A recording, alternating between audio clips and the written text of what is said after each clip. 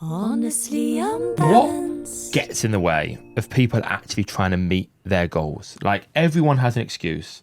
Everyone loves to follow the route of least resistance. So what are the blocks that are stopping people from like just taking ownership and getting on with the things they know they want to do but aren't? Gosh, that is a great place to start. I think it's different for everyone, but I think there's probably some common, um, I guess, common errors, I suppose, that people maybe have around, goal setting and what stops them, as you said, from achieving their goals. I think for some people, it is not knowing what the goal is. Mm. So clarity. And I often talk, when I talk to people about how to set goals, how to set meaningful goals, how to achieve goals, the first thing is clarity and really specific clarity. You can't just say, for example, if someone says to me, okay, my goal this year is to earn more money. How much more? 10% more? Double? Do you have a number in mind? How are you going to, what is the goal? And then you obviously, once you know exactly what the goal is, how are you going to achieve the goal? Who could potentially help you achieve the goal? What are the barriers and blockers that could, you know, uh, trip you up on the way to achieving that goal? And can you preempt them? If someone's goal says, I want to get fit this year. That's my goal. That's not a goal. Do you mean you want to improve your It's a strength? Do you vague want to improve direction. yeah, do you want to improve endurance? Do you want to, improve your strength? Do you want to master crow pose? Like, what do you mean get fit? So I think the first thing that often I think, can stop people achieving a goal is that they don't really know what it is. It's just this vague, something over there. And so then, firstly, you don't really have the step-by-step process to do it. But then, secondly, you don't really know. You don't have any kind of measurable parameters. So how do you know if you've achieved it or missed it if it's just kind of get fit? What does that mean? So Mm. I think the first one is clarity. Got to have clarity, got to get specific and really specific. The more specific you can be, I want 20 bullet points at least about the goal. Then I would say, and this is quite a big one, and so bear with me. I often think that when people don't achieve a goal, it isn't because the goal was too big or too audacious or they weren't talented enough or successful enough or anything like that or motivated enough. It's often because of the pursuit of lesser goals. So as you said about the path of least resistance, if you've got one big scary goal, I'm not sure if you're familiar with the book Essentialism by Greg McKeown. Yeah. Brilliant, brilliant book.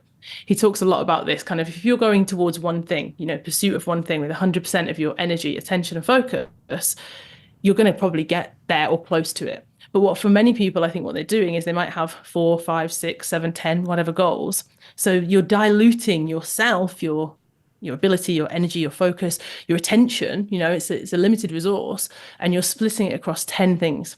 Constant context switching, constant, little bit of this, a little bit of that, constant distraction, interruption. So therefore, you take one step or millimeter forwards in each goal, so you never get to any of them. So I think often the pursuit of lesser goals is another reason people don't get there. And then, you said excuses, and I think, that word straight away for some people, they'll be like, oh, they don't like that word. But I think that the reality is that for a lot of people, if they do make an excuse, if they do, have this barrier or this blocker that stops them achieving or stops them kind of going after their goal, I often look at that and I say, well, what's the excuse? Either you don't want the goal enough. For example, like someone else has given you that goal. Someone else has said, oh, you should really do this, or your parents expect it from you, or your partner wants you to do it, or someone else wants the goal for you. You don't really want it. Or you don't have the confidence in your own ability, or you're afraid, essentially. It's fear and confidence, fear and confidence. I think those things really, when you get into it and you get underneath, like, what's the reason that you said you were going to get up and do this and you didn't do it? Or what's the reason? People can look externally, can't they, and say, oh, the reason is this, the reason is that, my boss is a nightmare, or this happened or that happened. And life does happen. Life does happen. Real problems exist. We live in the real world. But I think often if you get underneath that, there's a fear there, there's a confidence, there's something that's kind of just going, oh, see, now this has happened, I can't do it. And it kind of lets you off the hook. Number two, you talked about the little stuff getting in the way of the big stuff. So let's say someone has 10 things. They've made a list of 10 things they would like to do more of in approximate order. Like for me, let's say it's starting boxing again and getting my boxing body back, to growing a massive podcast. So there's 10 things on there. And it's very easy to maybe like cross out the bottom 5. Like you know that they're the bottom 5. So you can kind of get them out of the way. But then, as you say, then the number 2, 3, 4, 5 can really get in the way of number one. How would you help someone work out what their number one actually is? That, you know, number 2 and 1 are kind of there, and it's a big to drop something that you want to do. It's quite a big deal. Quite a big deal, isn't it? And Oliver Berkman, that productivity writer, he said, like, you know, if you go deep into anything, you need to just do that one thing and be willing to just push through it. Like, how do people find that one thing? Yeah, again, it's a great question. I think that the way I view it is a hierarchy. So exactly like you're describing as a hierarchy, and people even starting with that, they might not know what the hierarchy is, but if you can start with the hierarchy, that's a great place to start. And then figuring out what that number one thing is and how you're going to pursue it at the cost of everything else. I like to see my life in seasons. And so I just think each season, it has one goal. I don't have 2 or 3 goals in any season. I have one goal, because when that season ends, I can move on to the next goal. And I think for a lot of reasons, this has been really helpful for me. So a real practical example is that last year, at the beginning of the year, I said yes to running the London Marathon again. I'm an endurance runner. I enjoy running, but full marathons is, you know, it's a real challenge. It's a real challenge for anyone, but it's a real challenge. It's a real commitment. I have work commitments. I have, you know, kids, stepkids. I have a busy life. I like to travel. And so the idea of training for the marathon for 4 or 5 months in the winter in the UK, it's a big commitment. So because I knew I was doing that, that first start of the year last year is almost like, this is the season for the marathon. So because that's the season, that's the goal, doesn't mean I don't have any other commitments, but it means I know the hierarchy is London Marathon. I know the date when it's happening. I know I know that the cost, you know, socially. I know that I'm not going to be drinking alcohol on Saturday night. Like, I know this is marathon season. But after the marathon, when it's summertime, it's a different season. And so I'd say the last, you know, year and a bit has been book writing season. I'm currently writing another book. And it's like, you know, because that is the number one priority in this season. Again, that means that sometimes in the morning right now, I'm just get up and I'm writing first of all. And I might want to go, oh, you know, I'd like to go for a workout this morning, or I'd like to go for a run this morning. No. I've got a word deadline. This is book season. So I think for me, having a season, it makes it more motivating, because I'm like, right, eyes on the prize. B, it helps me to, I guess, say no to other things, because it doesn't mean no forever. It means no for this season. And I think having that clarity has really helped me to achieve goals. You know, it's helped me to do multiple things over the last few years. And objectively, people looking in to other people's, you know, lives or works or careers, it might look as though I'm doing everything at the same time. Because often people, you know, you see other people's lives and you just go, oh, you're doing all these things. But actually, over the last, say, 10 years, 12 years, you know, I have achieved a fair amount of things, but not at the same time, you know.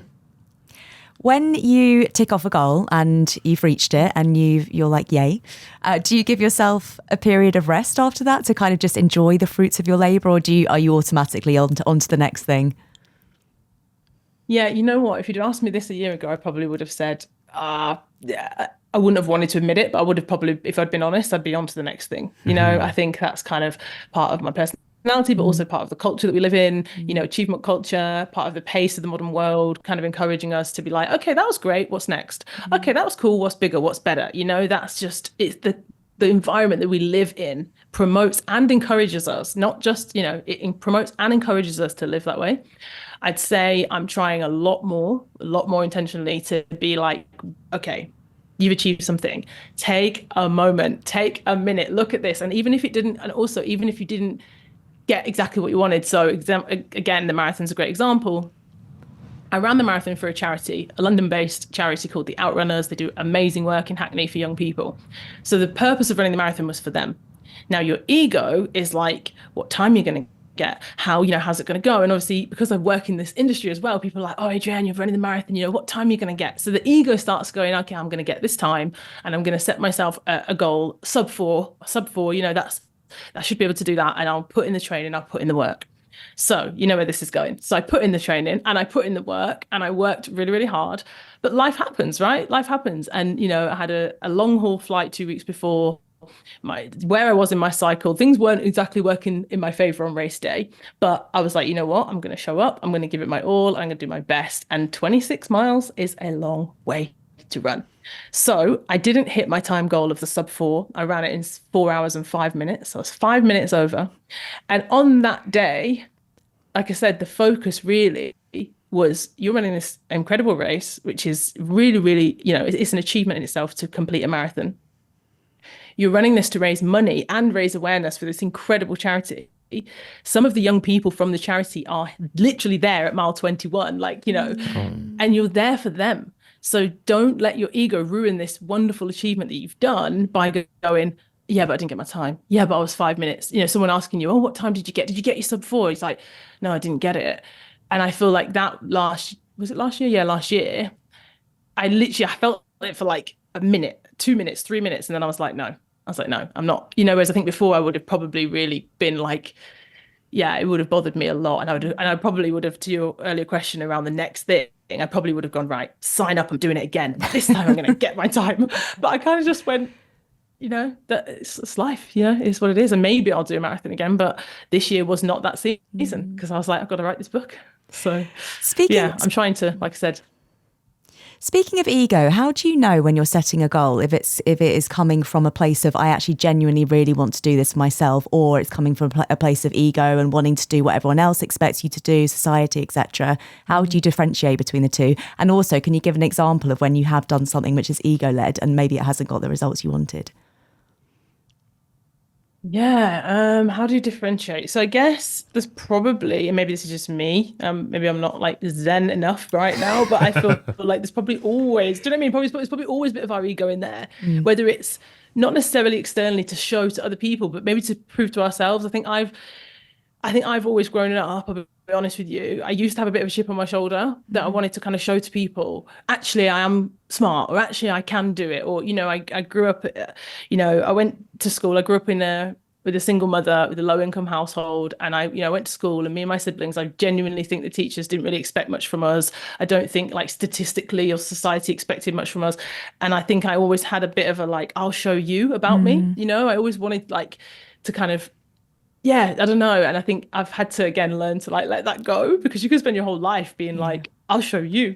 And who are you really showing? Do you know what I mean? Like, what's that about? But I think, growing up, I definitely wanted to, achievement, I think, was a way in which it was quite validating for me to achieve things. And so, it's a real habit, actually. I think many people, if they're really honest, let's be honest, like I said, society rewards you for achieving things. You get told, well done. You get told, oh, you've smashed it. Oh, you're great. Oh, you're so, I don't know, disciplined or hardworking, or you're so smart, or you're so brilliant. We do it to our kids, right? I try not to, but we praise the outcome instead of praising the effort. So true. So that's something I'm very cognizant of now as a parent, is trying to praise the effort rather than praising the outcome. So I think very deeply, as you can probably tell, about these things. And when it comes to like, is this goal driven by my ego, or is this driven by a real sense of value or meaning or purpose? I think the ultimate test is maybe to ask yourself, like, would you do this? Do you still want to do this? Would you do this if no one was watching and no one would ever know? I love that. No one would ever know about it. Like, there's certain things that I do as part of my life, part of my daily routine, and I just do them because I want to do them. I enjoy them. And if no one ever knew about it, it doesn't matter. It's like those people who give philanthropy, they give to charity and they give anonymously, versus giving with the look at me. We all know those people. It can work the other way as well, though. Like, as in for me, sometimes I'm like, if everyone knew that I was doing this, would I still do it? It can work that way. Okay. All right. But I'd love to. I reckon, I could be wrong, when you were perhaps less known and had less kind of awareness, that maybe perhaps it was more ego driven, and a sense of wanting some kind of external validation. All of us are the same. But perhaps now that you've transcended that, but now perhaps rather than looking for external validation, there is now external pressure. Because as you say, like, people like, you're a runner, so you should ace a London marathon, or you've written the Power Hour, so you should be internally productive and always having a good day, etc. And it's coming from a different place almost. Is there any truth in that?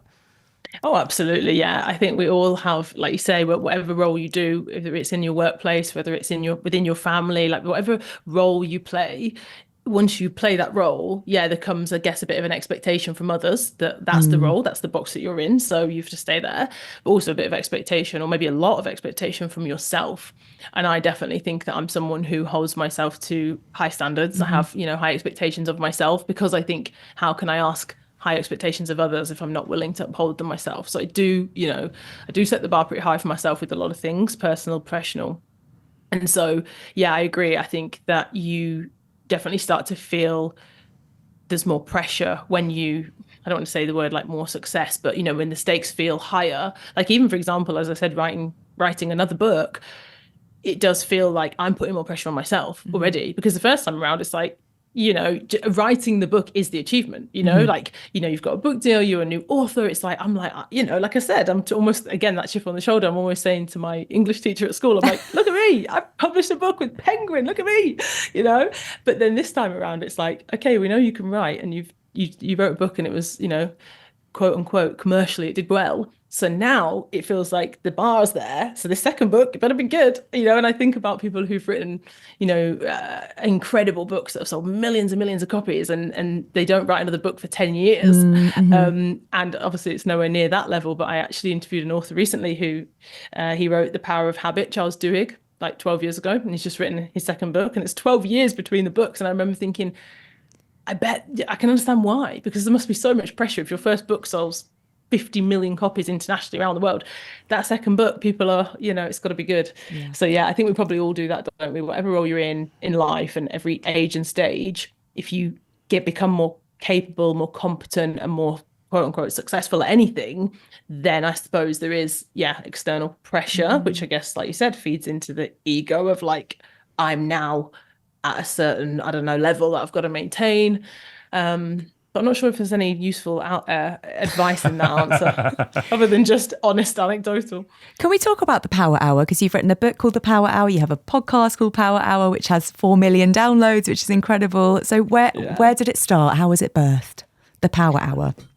Well, yeah. So I guess I should take you right back if we're going to get into it. But yeah, so like many things in life, I suppose, when we go through challenges, something good can come out of it the other side. And at the time, it doesn't feel like that, does it? At the time, you're like, this is awful. But essentially, I had some very challenging couple of years in my life. I was I was early 20s. I was pregnant with my son. I was living my life, happy. Things were going well. And I was just, living life. I was newlywed at the time. And my now ex-husband, he was a healthy young guy. And then one night, out of nowhere, suddenly, just like that, he had a spontaneous brain hemorrhage. And this was whilst I was laying next to him in bed, pregnant. And essentially he had seizures, and we went to hospital. And yeah, he was there for 2 weeks in a neurology ward, where my whole life basically changed in those 2 weeks, because I sat there, as you can imagine, sat there. I was actually in my pajamas, because we went straight in the ambulance. And I sat there in my pajamas, pregnant with my first child. My husband was basically, they were saying, oh, he's lucky to be alive. We don't know what's caused this. They essentially with a burst blood vessel in the brain. So at the time, some people might know this, some people might not. At the time, I was performing in a musical in the West End. So I was a professional dancer in a show called We Will Rock You, the Queen musical. Oh my God, I love that show. The Queen musical, and the Dominion Theatre on Tottenham Court Road. And I walked out of the show that night and literally said to the cast, see you tomorrow, legged it and got on this central line. And I never went back, because that next day when that happened, obviously, my whole life changed. And as I say, moving on from that, it was just a difficult time. Like, things were very challenging. He couldn't work for 6 months whilst he was recovering. We had our first child, which, as you know, is a big change. Everything was kind of just like the rug was really pulled from underneath my feet, and I was very young. And I remember, like, throughout the next couple of months and years, just being a bit mind blown, really, and thinking like, what just happened, but also what could happen next. I remember just living with this real kind of sense, a little bit of anxiety, but also of urgency.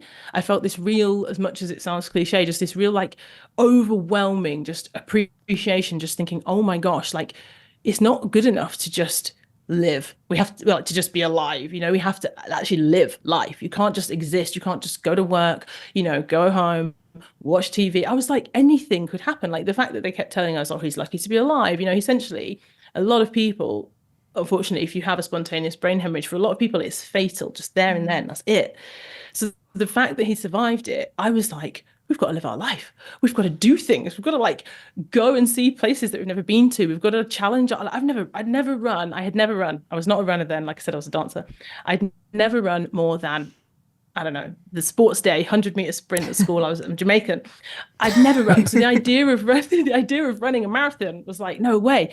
But I got this insatiable kind of fire in my belly that was like, I have got to live, like not just I, but like we. And I suppose that kind of started a little bit of even the work that I do now was around like just feeling like I wanted to just kind of shake people by the shoulders and just like encourage them and be like, what do you want to do in this life?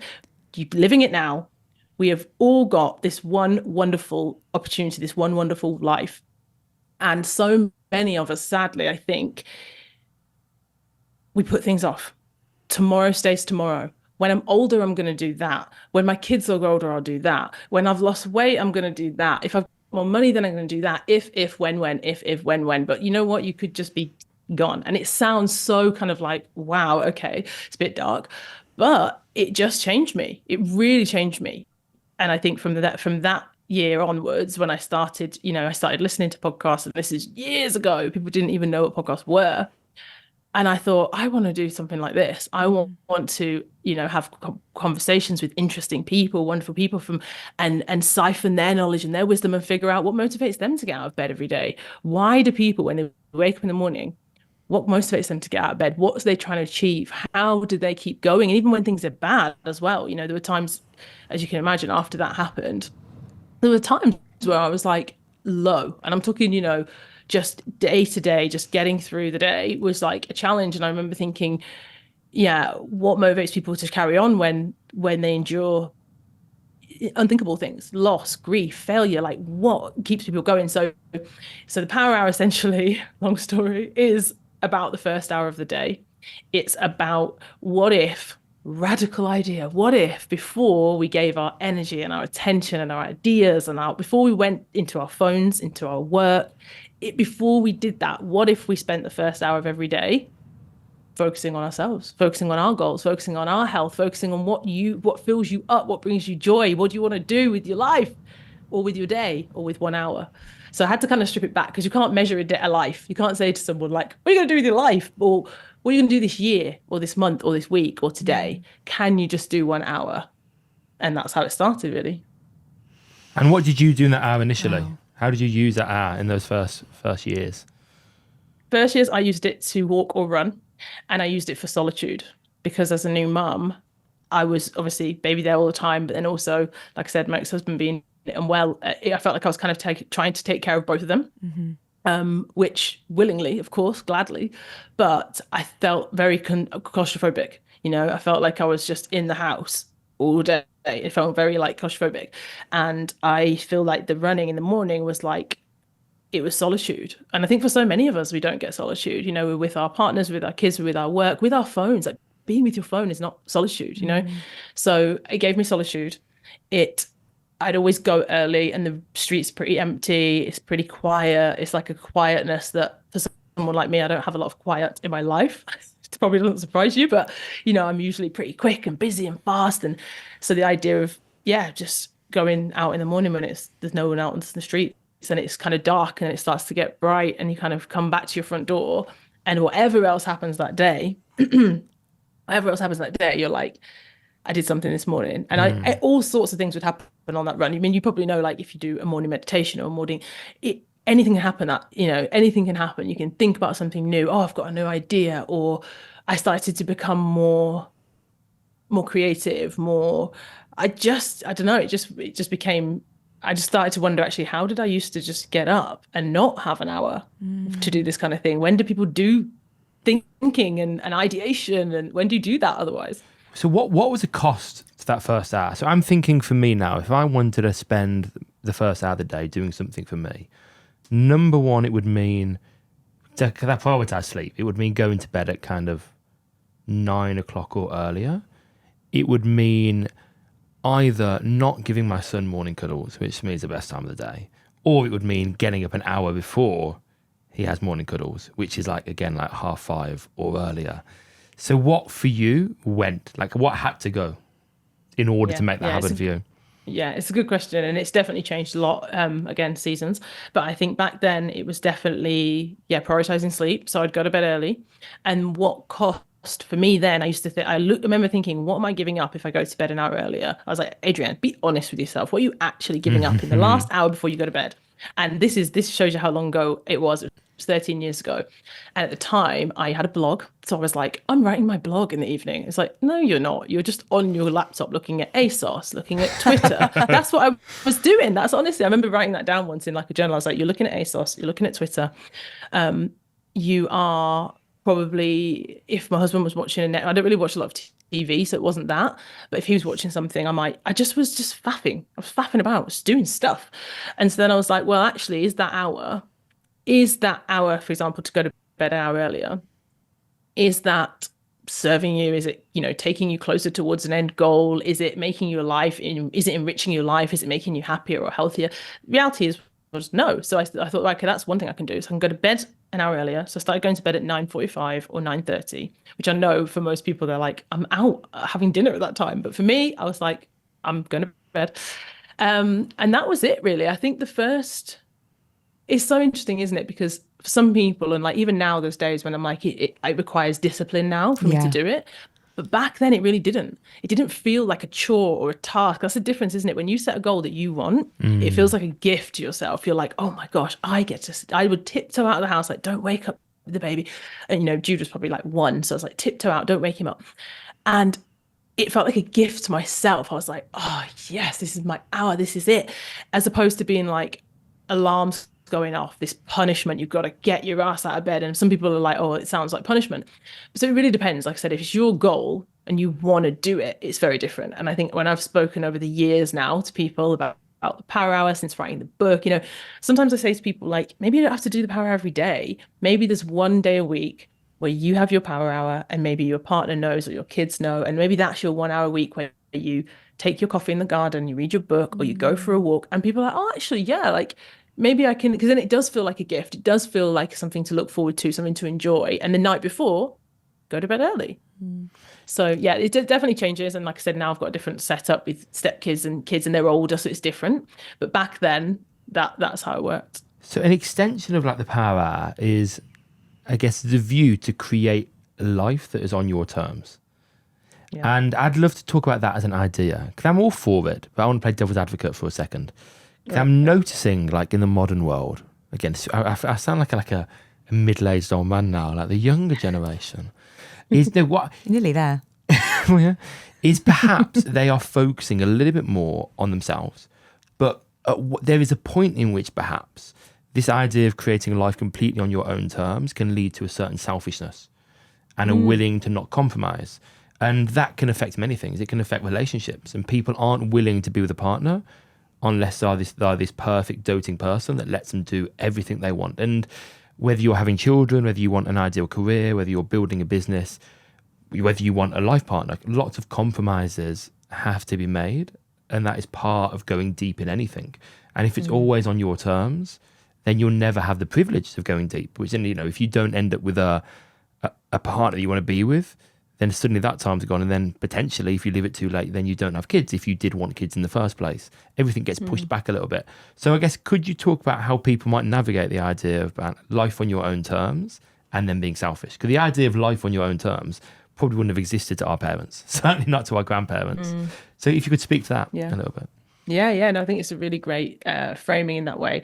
And I think I completely agree, firstly of all, with what you said around compromise, especially when it comes to, creating a family and relationships. And that's to me what relationship is. It's both of you being on the same team. It's kind of, your win is my win. What you need, I need. If you have a problem, I have a problem. Like, that's how I see, relationship.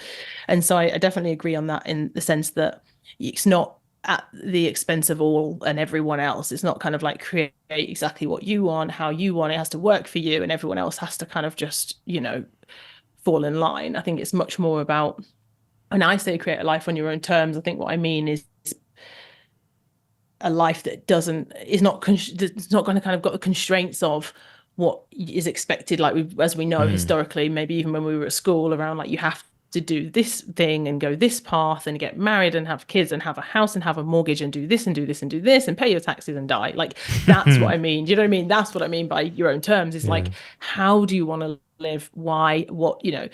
But I think, I guess on a more practical level, I have had people, say to me in the past, look, I really want to do this, whether it's Power Hour or something completely different, but my partner is in a real kind of different place right now, or they're kind of a handbrake, or they can feel like they're not supporting me, or actually they kind of pull me back to those other habits. Let's say, at the beginning you talked about goals, and someone said, I had a client years ago when I used to do a lot of one-to-one coaching, and she was always drank a lot of alcohol. She'd always drunk a lot of alcohol. She kind of had like a family culture of drinking, but she was like, I want to change this. And, she's getting older and it was impacting her health, etc.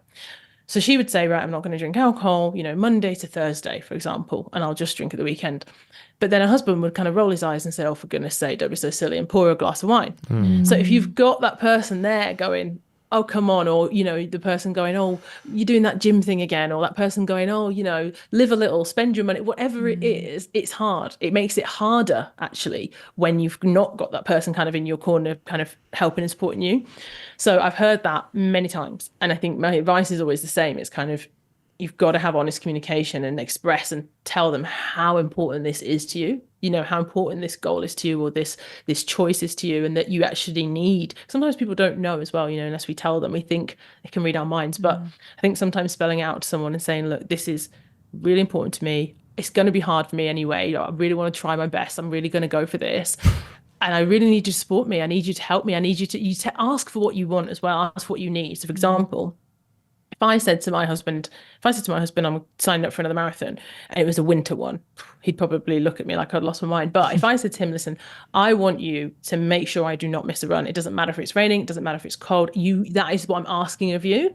Then on that day, when I want to miss it, it's not his job to go, oh, come and stay in bed. Oh, babe, make you a coffee. Oh, it's his job to go, get out the door, because that's what I've asked for. So it's kind of, I think, being willing to ask for what you want and what you need, but then being willing to accept it. And let's be honest, it's not always going to work. Life's not perfect. Sometimes people aren't going to be able to do that. So yeah, it's a challenge. I think there's compromise. I think conversation, asking for what you need, and especially women, because I'll be honest, Adam, when you said the word selfish, I was a bit like, oh, because I feel like a lot of women, have this feeling. They'll say to me like, oh, it feels really self-indulgent or really selfish. I feel really guilty if I go and do X, Y, and Z because of the mum guilt or the mother load, or they feel this feeling of like, they're kind of, even just growing up as a woman. A good example is, in America, they have like the Boy Scouts and the Girl Scouts. I think we have a similar thing here, like brownies, whatever.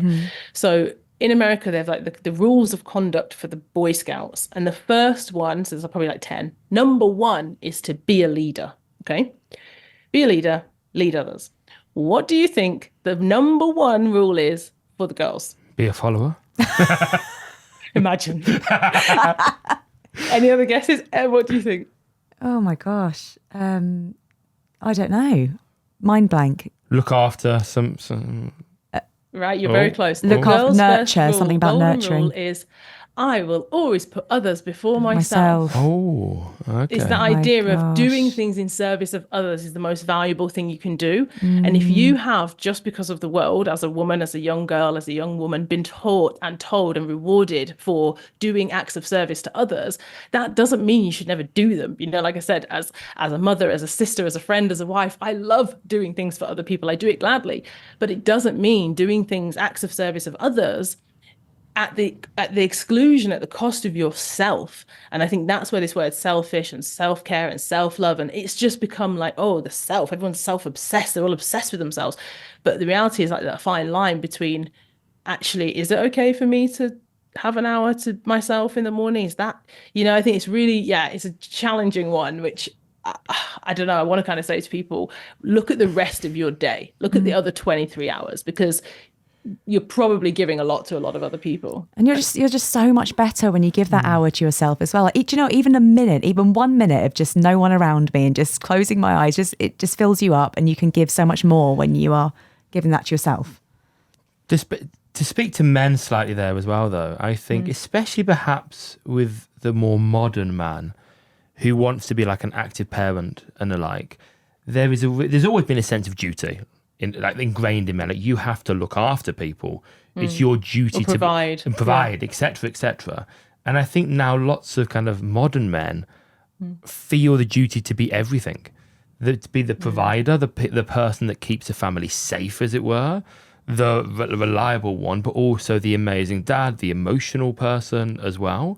They feel the duty to perhaps to be everything. And I think perhaps that's why, not why, the only reason why, but male suicide is so high. It's the biggest killer of men of my age, because there is this overwhelm of duty, and they're not there. So it's not about necessarily not wanting to be selfish, but in a sense they feel that they shouldn't. They are the last thing on the ladder to look after. Everything else should be looked after before they are. Yeah, and that's really interesting. And I think you're familiar with Esther Perel, of course, No. right? And her work. No, oh gosh, you love. So Esther Perel is this incredible psychotherapist and relationship therapist, and she talks a lot about kind of, I just think, obviously relationships, but also the context in which we live now. And she talks a lot about the fact that we used to live obviously in communities, and we'd get different things from different people within that community. So that might be, you lived close to parents, maybe they helped with childcare. You might have friends or family. It just was different, right? We lived in the, that whole it takes a village. And now typically we don't live in those ways anymore. So the one person that we're with, to your point, Adam, it's like we want that person to be everything. It's like you have to be a friend, you have to be a business partner, you have to be good in bed, you have to be a good dad, you have to be nurturing, you have to be there. You want the person to, and again, people's expectations of comparison, and well, this person's doing it like this, and this person's got that great body, and you want this one person to be everything, and it's a lot of pressure, and it's not realistic. And so I think hearing that, as you described then, around the different roles in which the modern man is trying to fulfill, and it's a lot. I think that maybe it's partly to do with actually the way we all live now, and the lack of community and the lack of support, and the fact that we often do feel this kind of individual approach to life, which is that it's all on you, the individual, as opposed to going, this is a shared responsibility. Like often when people get married, they talk about the community of people there that are going to support and help and nurture, and they say it, but then what happens after? Who's the community of people that help you to raise your children, or that help you to nurture your marriage together and have time to go out without the kid? There's a lot of things. I think it's different podcasts. Do you think the problem is almost like self-circulating as well, in that we've been told it's with the lack of support, it becomes all on us. Then at the same time, some people are telling us it's all about us. They say it's all about you, and you should do what you want to do. And it becomes like a little circle. It falls on you, then it becomes about you, and then also I think I can probably relate a lot to that, in the sense that you almost, like you said, it's fulfilling itself, because essentially you become, okay, I need to be capable, I need to be competent, I need to be ambitious, I need to be driven, I need to achieve. So you do that, and then because you've done it, as you said, people's expectation is, oh, Adrienne, you're good, you don't need help, you don't need anyone to help and support and encourage and do the practical, because you've got this, you can do it all, you're doing it all. And so you kind of fulfill that thing. You're like, why is no one helping me? You're like, because you made it look like you don't need any help, and you haven't asked for any help. Can we move a little bit to productivity? Yeah. Now, so because the thing with productivity isn't an end in itself. Like, if you try and be productive at work, what it often ends up meaning is you work faster, and if work is infinite, you will just keep working. You will just get through more work, and you'll never, like, productivity should be a way, or efficiency should be a way to actually live a life you want and find more time to do the things you want to do. So what does productivity look like kind of in your world, in your headspace? Yes, so productivity, the way I guess I try to measure it is essentially, it used to be, didn't it, to produce an outcome. And as you said, if you don't define what that outcome, what that product is, or that production is, that you're trying to be productive to produce a set amount, you're just going to keep doing more and more and more and more, and it will never end. So for me, it's again having like parameters and having measure. I'm such a data person, honestly. Like, I'm data mad. In life, everything's measured. If it's not measured, what are we doing? So I feel like everything for me is measurable. It's got timelines, it's got deadlines, it's got it's got an end, it's got a finish line, it has an end goal. So therefore, it doesn't. I think it kind of. That way I can avoid that kind of next, because there can always be more, and there can always be bigger, and there can always be better. But also, do you want more? Does bigger mean better? Like, I have this whole thing I always say, which is like, you don't need more than more. And so say, for example, if you're a freelancer, if you're an entrepreneur, like everyone knows that opportunities come and you're like, oh, that's a good opportunity, I should do it. And like sometimes when it comes to even income, people are like, oh, and they just work and work and work and work and work and work and work. And they never take a break and they never seem to switch off or take time off. But it's essentially, if you don't know what your goal is, you don't know if you've achieved it, you don't know if you've surpassed it, so you just keep going. So I think I got to a point a few years ago where I was like, okay, and unfortunately so, I know I'm in a very privileged position to be able to say that, but I got to a point where I was like, okay, this is great, this is good. Like you know, surpassed what I ever thought and could have dreamt of, honestly, of achieving or doing or whatever. And I was like, you don't need more than more. If you've got more, like I feel, honestly, I feel so abundant and so grateful. I feel like, obviously, my house, like I don't live in a mansion, I'm not a millionaire, but I feel like I am, because I'm like, I love my kitchen. I love the tree in my garden. I love like my home, you know, and I love that. And I didn't feel that, you know, growing up at all. You know, I would very, like I say, it was challenging, and I didn't even have a garden. I didn't have a garden until I was maybe in my 30s. And I actually I treasure it. I savor things. I really savor things. And so I'm like, I don't need more. I don't need a bigger garden. I don't need a bigger house. I don't need more than more, because I'm just like, wow, like I have this. And I think if, for example, and I'm guilty of this, I'm not trying to make out that I haven't made these mistakes in the past, but if you're so busy with working and achieving and doing and training and thinking, then you can't enjoy the things. And we know it's cliche. We know we hear it. But how many people do we know that are exhausted, burnt out, stressed? Like they can't even enjoy the thing they've worked their absolute arse off to get, because they're exhausted and they're burnt out and they're literally like, you know, look like they're a corpse, and everyone's going, you smashed it, you're killing it. It's like, is this what smashing it looks like? And like I said, I'm not exempt from that myself. I've definitely had those weeks where I've been so overwhelmed and so many things going on, and I'm spinning plates and I've got to be here and there and doing everything. And you're like, wow, this week was a blur, as opposed to being like, you know. So yeah, I don't, like I said, don't have all the answers. I'm certainly not a Zen master as I would probably aspire to be, and maybe some of your listeners are. But yeah, it's a challenge. Can we talk about motivation? Because I read somewhere that you talked about how motivation is something that just comes and goes. Do you feel that you always need to be motivated, or do you allow yourself those periods of time where you are not motivated and kind of lean into it? And I guess actually from my perspective, I've just come out my first trimester. I've never been less motivated to do anything, including walking up the stairs in my life. It took literally about 10 minutes of her like sitting on the stairs on the way up. We were in like an attic, and I kept kind of like kicking. Like everything is such an effort. But now I'm kind of fearing, you know, I'm moving into my second trimester and I'm thinking, have I got into the habit now of being unmotivated? And do you wait for motivation to strike before you take inspired action, or do you kind of have to give yourself a bit of a kick up the arse sometimes and ignite it? Yeah, I mean, it's a great question. For me, I'll be really honest, I probably feel motivated to do the things that I need to do a third of the time. At best. I say 30% of the time. So 30% of the time I feel motivated. I feel like I can do it all. I'm just like, yes, give it to me. I'd say a third of the time I feel probably like I know the benefit of it. I know the reason why I set the goal. I know why I want to, you know, I understand cognitively, okay, I've got to do this. And once I get started, it won't be that bad. And then a third of the time, I'm just like, I do not want to do this. I would rather do anything else but do this. I'm going to procrastinate. I'm going to complain about this. And I kind of accept that. And actually one of the things that I think I've kind of revoked, you know, when you put things out into the world and then like a few years later, you're like, change my mind. And I kind of say to people, it's okay to change your mind. Yeah. So one thing I used to talk a lot about was consistency. And I used to be a bit like, you know what, we've got to be consistent, because what we do sometimes doesn't really matter, right? But what we do most of the time is what's going to make the difference. And there is some truth in that. But I think it kind of goes against human nature to be consistent. And I actually learned this from a psychologist, and I was listening to her. I was interviewing her and I was like, oh my gosh, because I was like, I'm wrong. I've been saying this for years, I'm wrong.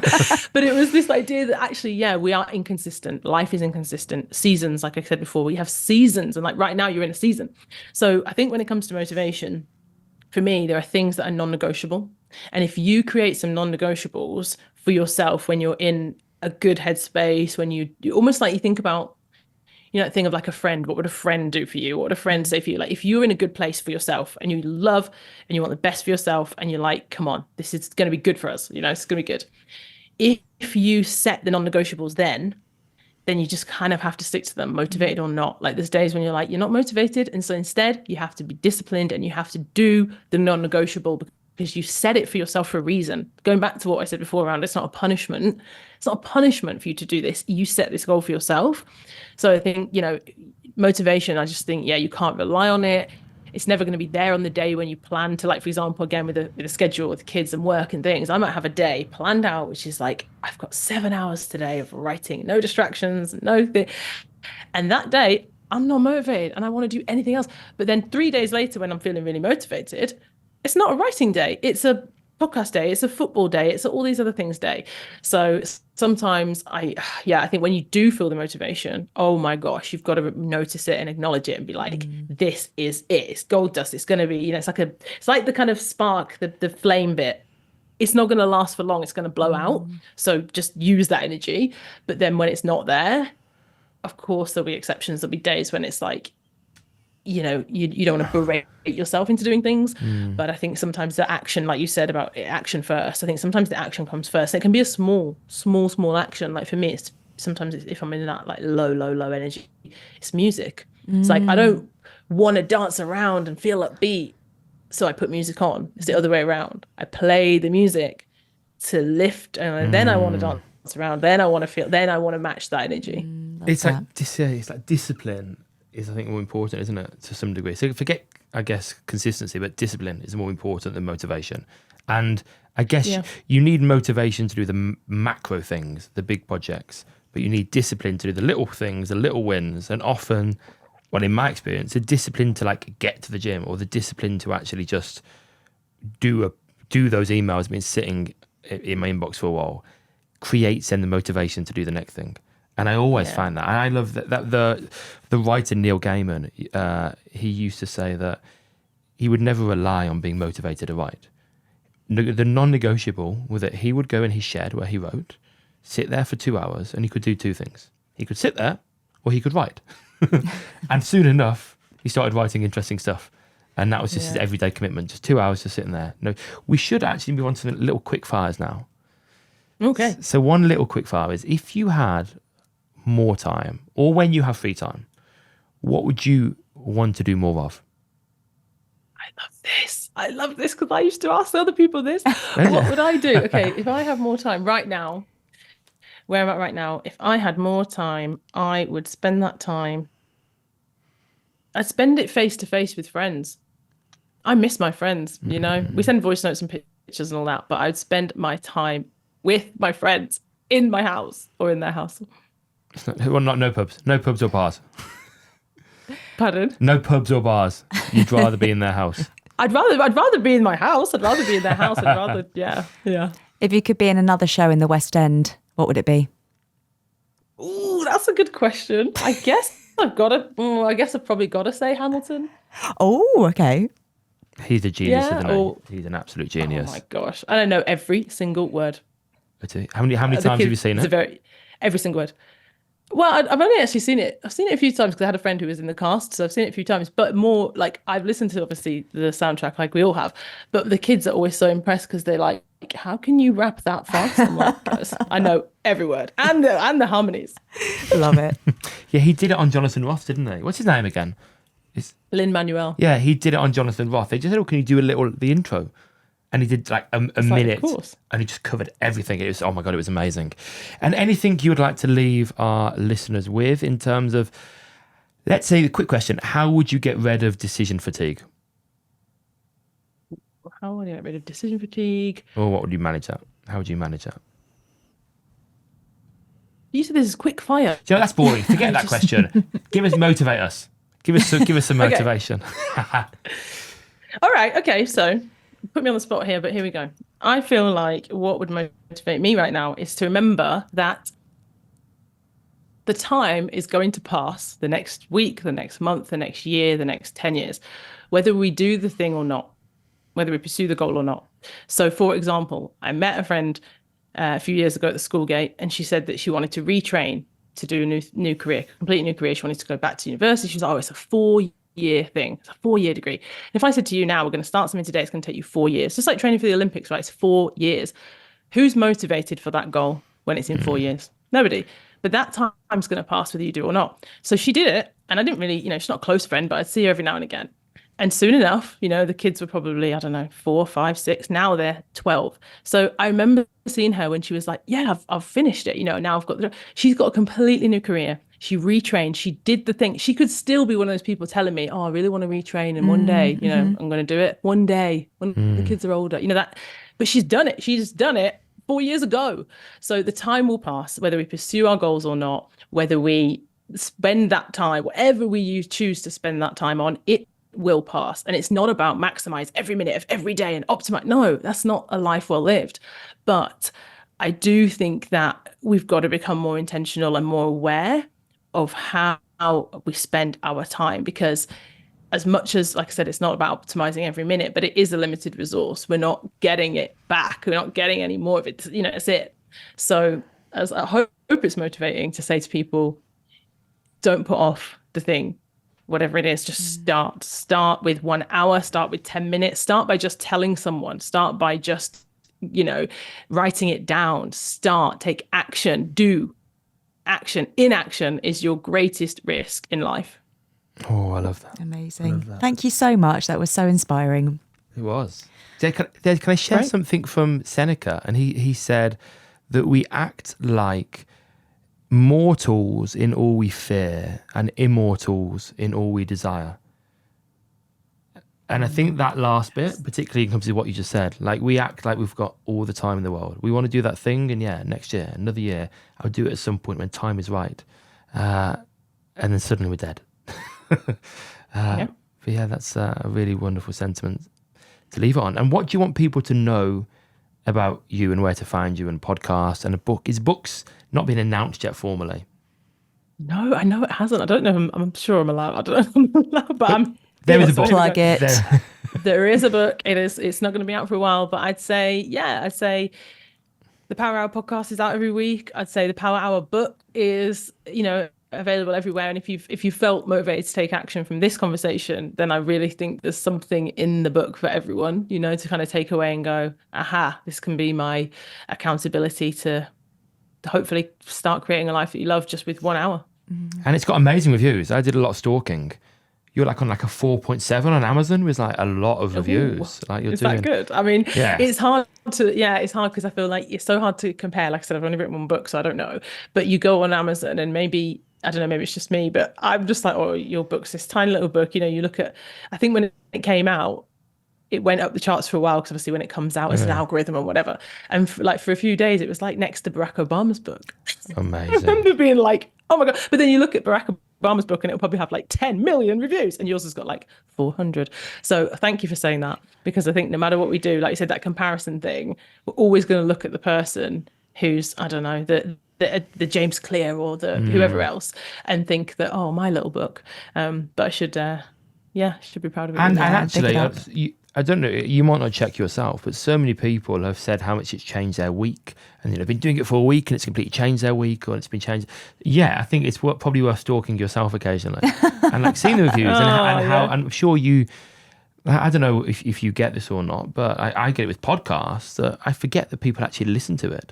And when someone says, "Oh, actually, that episode really touched me and it made me do this," and I'm sure it's the same with the book, but exponential.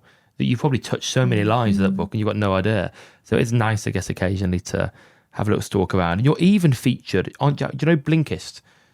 Have you come across Blinkist? Yes. Yeah, you're on that. I don't know if you know you're on that. Which is, I don't know if I knew that I'm on that, but I think, because is everyone on that, or does it? No, because that requires someone to actively summarize your book and do an audio book about it. Yeah, so that.